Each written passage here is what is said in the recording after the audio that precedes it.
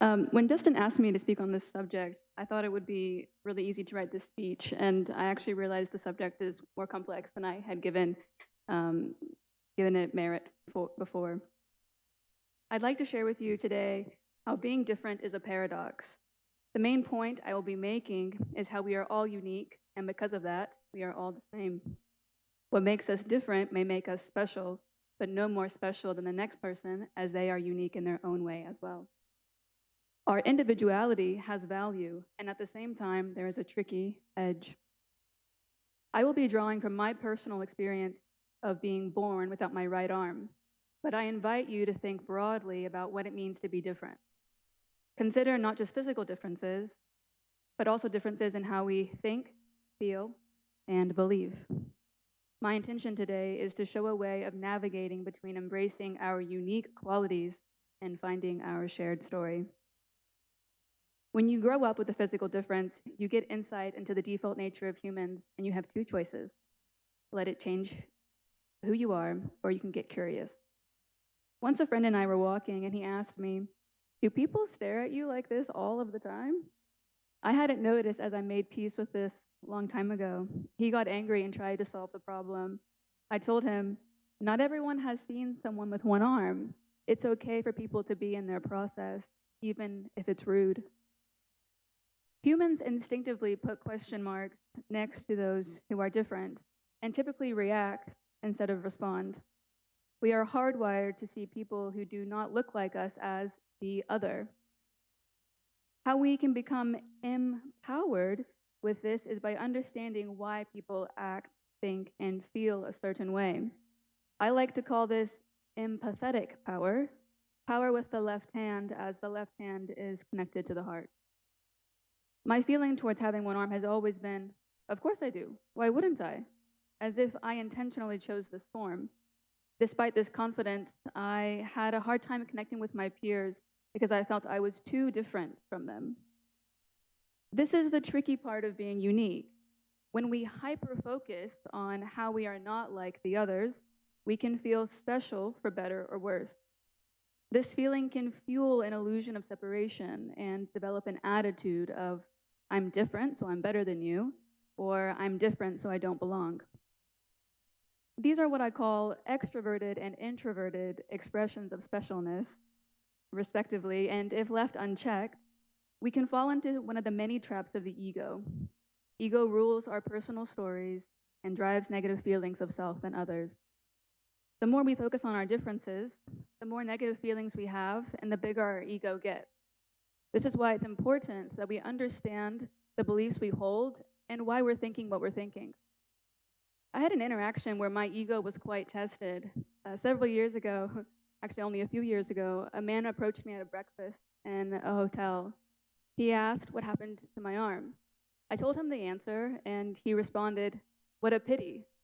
I asked, "Why?" He said, "You would be much more beautiful with two arms." I considered the thought, somewhat aghast that he actually said it out loud, and I felt my ego swell.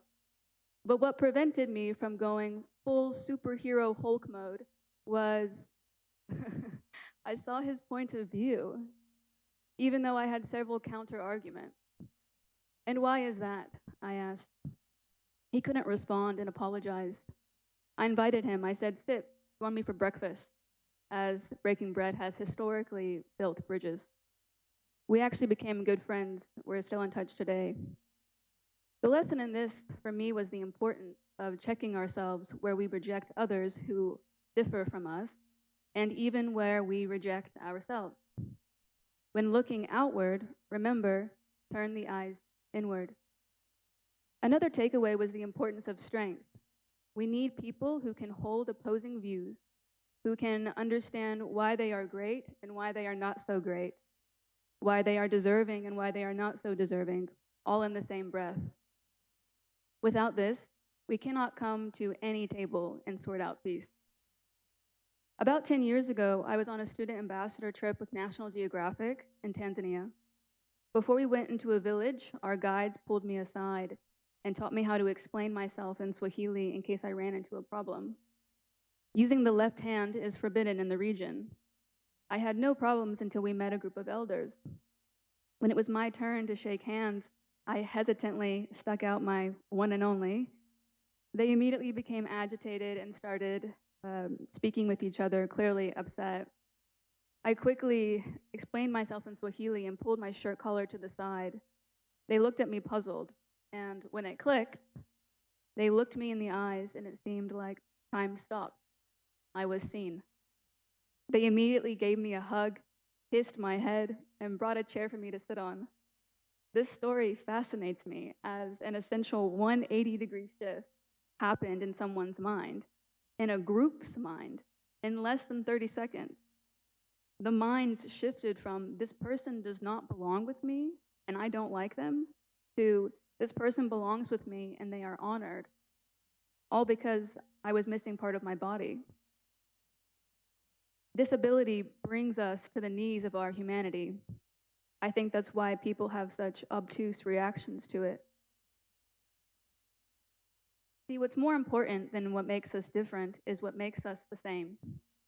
We all understand and can recognize adversity and struggle, for they are in each and every one of our journeys. I believe the more ways of thinking we have as a collective, the more abundantly we can create.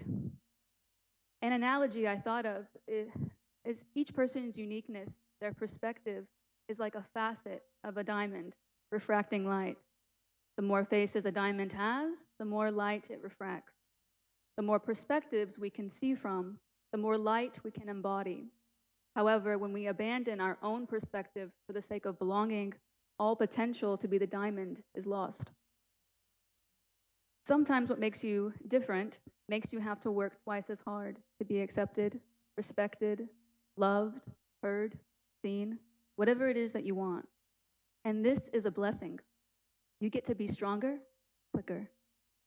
A major strength you gain is having comfort in the uncomfortable. I cannot understate the importance of courage in being different. What makes us different from another is not a coin of entitlement or justification.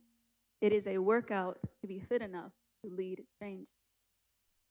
Fear around being different is expected, but if you believe everything is for a reason, like I do, and if you don't just entertain the idea for a second, you can lead from a place that being different is powerful and not shameful.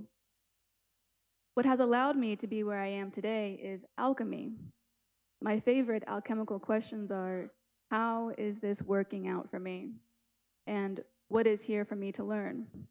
And my most favorite are, what if what I think I know, I don't? And what if who I think I am not? These questions were behind the scenes in the stories I shared with you today. To alchemize anything, you need to be curious and courageous. The latter, because sometimes you need to alchemize your own stinky stuff into fertilizer. I have faith, not hope, because she's a beggar, but maybe I'm biased, as my name is Faith, that what you will take away from my time up here is the importance of embracing our different journeys as a way to celebrate and even honor our humanity. Because no matter what our differences are, that connection to each other is much more important. My request is that you remember the power you have with your perspective, curiosity, and courage, that you fearlessly devote to understand yourself, good, bad, and ugly, and that you always live strong and ask questions. Thanks for listening.